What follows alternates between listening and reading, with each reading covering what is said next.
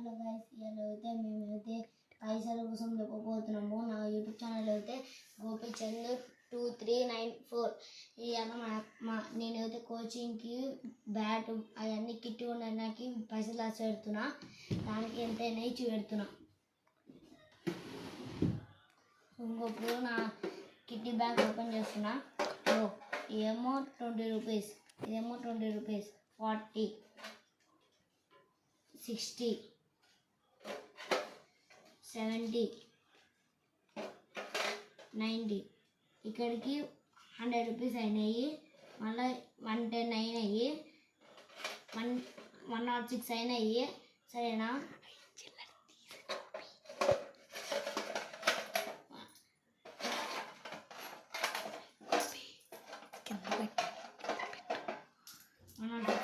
సరేనా?